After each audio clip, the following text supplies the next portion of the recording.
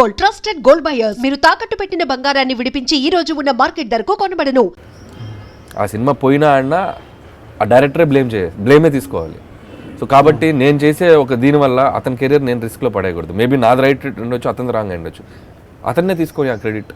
రేపు పొద్దున్న నా వల్ల చూసావా నువ్వు చెప్పిన సీన్ నేను తీయడం వల్ల ఇది పోయింది, లేకపోతే నువ్వు చెప్పింది నేను నమ్మి చేయడం వల్ల ఇది పోయింది అని చెప్పి దీన్ని మనం ఎప్పుడు రైటర్గా ఇన్సిస్ట్ చేయకూడదని నమ్ముతాను నేను పనిచేసిన ఏ డైరెక్టర్తో కూడా ఆ డైరెక్టర్కి ఏం కావాలో ట్రై చేస్తాను.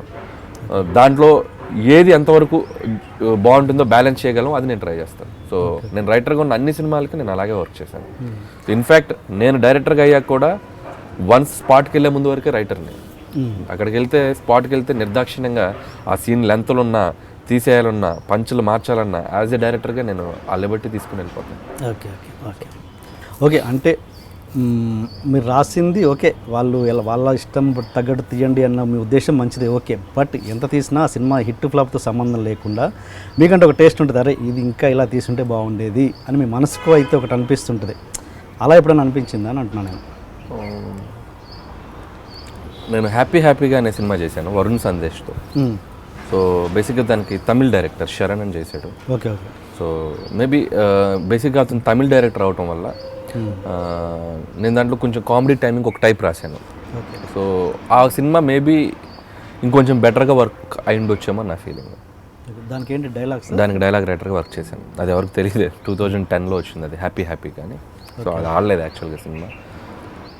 ఆ సినిమాలో కొంచెం కామెడీ టైమింగ్ అది కొంచెం వేరేగా ట్రై చేశాను, చిన్న చిన్న పంచులు గించులు. బట్ మేబీ తనకి లాంగ్వేజ్ మీద గ్రిప్ లేకపోవటం డైరెక్టర్కి. సో మనం ఆ చిన్న నాన్స్ ఇంకా ఆ సినిమాలో కొంచెం తెలిసిందేమో అనిపించింది. నేను చేసిన అన్ని సినిమాల్లో మీరు అడిగారు కాబట్టి పిక్ చేస్తే అది చేయాలి.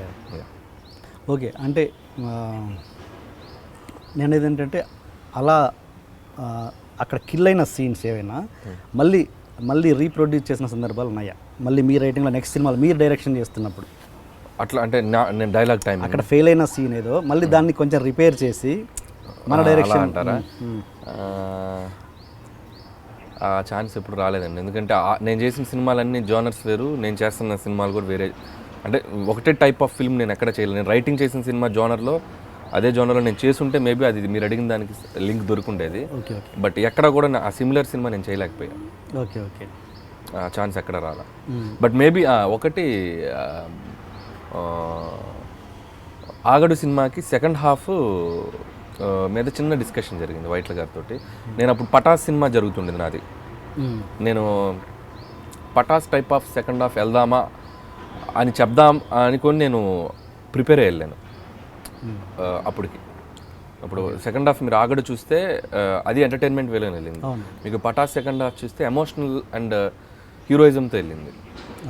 సో అట్లా చెప్దామా అనుకున్నాను నేను, ఎందుకంటే నా డైరెక్షన్ సినిమా ఇది. అట్ ది సేమ్ టైం అది సీను వైట్ల గారు బిలీవ్ చేసిన ఫార్మెట్ అది. సో ఆ చిన్న దీంట్లో కన్ఫ్యూజ్ అయ్యి నేను చెప్దాం అనుకునే లోపు వైట్ల గారు ఏంటంటే అది సెకండ్ హాఫ్ కూడా స్టార్ట్ చేసేసాం. వర్క్ స్టార్ట్ చేశాక ఆయన కూడా ఆ ఫార్మెట్కే వెళ్దాం అని చెప్పడంతో మేము అదే బిలీవ్ చేసి వర్క్ చేసాం ఆ సినిమాకి. సో మేబీ నేను ఒకవేళ ఆయనతో డిస్కస్ చేసి ఉన్నా, నేను ఓపెన్ అయి ఉన్నా, మేబీ పటాస్ సెకండ్ హాఫ్ ఆగడేదేమో అది తెలియలా. అంటే ఆ టైం లేకపోవటం, బేసిక్గా ఆ స్క్రిప్టింగ్లోకి కొంచెం స్పీడ్గా వెళ్ళిపోయాం. సో ఆగడు దాంట్లో ఆ టైం నేను ఎక్కువ టైం స్పెండ్ చేయలేకపోయాను second half, to be frank. నేను dialogue side script side work చేశాను. సో వైట్ల గారుతో పాటు నేను ఉపేంద్ర అని ఇంకో అబ్బాయి చేశాను. So first half throughout చేశాను. సెకండ్ హాఫ్కి నేను మళ్ళీ కళ్యాణ్ రామ్ గారితో డైరెక్షన్ అది ఓకే అయిపోయింది అప్పటికి. సో రెండు ప్యారలల్గా జరుగుతున్నాయి నాకు. నేను అటు వెళ్ళిపోవాల్సి వచ్చింది. సో వైట్ల గారు అప్పుడప్పుడు అంటుంటారు, ఏమైనా నువ్వు నాకు సెకండ్ హాఫ్ కూర్చోకుండా వెళ్ళిపోయావు, నీ అంత చూస్తాను సరదాగా అంటుంటారు. సో నేను పూర్తి టైం స్పెండ్ చేయలేకపోయాను. సో అదొక చిన్న రిగ్రెట్ ఫీల్ అవుతుంటాను నేను. మేబీ వైట్ల గారికి అప్పుడు నేను కొంచెం ఎక్కువ టైం స్పెండ్ చేస్తున్నా బాగుండేదేమో. యాజ్ ఎ రైటర్గా నేను ఆ సినిమాకి ఫుల్ ఫ్లెడ్జ్డ్గా సెకండ్ హాఫ్కి ఎక్కువ టైం స్పెండ్ చేయలేకపోయాను. అది నేను అనేది అదే ఏంటంటే మామూలుగా ఒక రైటర్గా మీరు ఫుల్ ఎఫర్ట్ పెడతారు ఏదైనా సినిమాకి, మీరు డైరెక్షన్ చేయని దానికి చేస్తున్నప్పుడు మీకు దాని ఒక నమ్మకం ఉంటుంది, ఈ సినిమా బాగుంటుంది ఏదో ఒక ఒపీనియన్ ఉంటుంది కదా. అది ఎందుకు అంటే అది మీరు రాసిందే, ఇప్పుడు మీరు డైరెక్షన్ చేస్తుంది కూడా మీరు రాసిందే. ఎక్కడ తేడా కొట్టి అవి ఫెయిల్ అయినాయి అనుకుంటారు కొన్ని సినిమాలు మీరు చేసినవి రైటర్గా అంటే రైటర్గా ఉన్నప్పుడు మీకు ఒక కాన్ఫిడెన్స్ ఉంటుంది కదా, మీ రచననే కాబట్టి అది మీకు ఒక కాన్ఫిడెన్స్ ఉంటుంది. అక్కడ అనిల్ రావిపూడి తేడా ఏంటి, ఇక్కడ అనిల్ రావిపూడి డైరెక్టర్గా రైటర్గా కన్విక్షన్. కన్విక్షన్ అంటే ఇప్పుడు రాసిన సీన్స్ని ఆ డైరెక్టర్ ఎలా తీసుకుంటున్నారు, ఆ డైరెక్టర్ ఎలా ఎగ్జిక్యూట్ చేస్తున్నారు, దాన్ని ఎంతవరకు బిలీవ్ చేస్తున్నారు, అది ఎంతవరకు ఆడియన్స్ వరకు వెళ్తుంది. సో కందిరిగ్ అనే సినిమాకి నేను రైటర్గా వర్క్ చేశాను. సో ఆ సినిమాని నేను బిలీవ్ చేసిన దానికంటే వాసు గారు 100 రెట్లు బిలీవ్ చేశారు. సో అందుకే ఆ సినిమా రిజల్ట్ మీకు చూస్తే ఎక్స్ట్రాడినరీగా ఉంటుంది. సో ఆ టైమింగ్, కామెడీ టైమింగ్, మేము పోటాపోటీగా పంచులు మాట్లాడేవాడిని, నేను ఎక్కువ మాట్లాడేవాడిని, వాసు గారు ఫుల్ ఎంజాయ్ చేసేవాళ్ళు. సో బాగా ఎంకరేజ్ చేశారు వాసు గారు నన్ను. సో అది వర్క్ అయింది.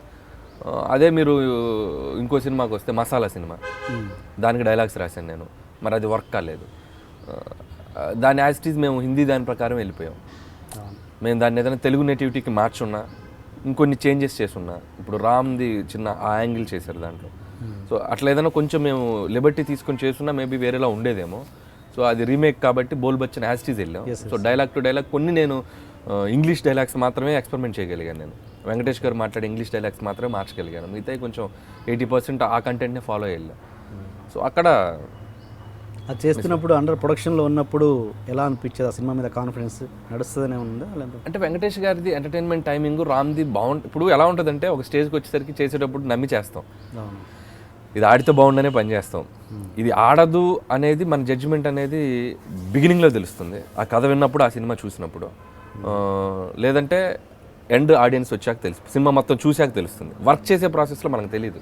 కొన్ని సినిమాలు తెలిసిపోతాయి కదా, ఇప్పుడు నడుస్తున్నప్పుడు ఇది పొద్దురా ఏదో చేస్తాను కానీ మనం బిలీవ్ చేసేస్తాం మనకు తెలియకుండానే. మనం వర్క్ చేయడం స్టార్ట్ చేశాక ఓన్ చేసుకుంటున్నాం, ఇది బతుకుద్దులే, ఇది ఏదైనా వర్క్ అవుద్దులే అని తెలియకుండా మనమే మోసం చేసుకుంటాం మనం.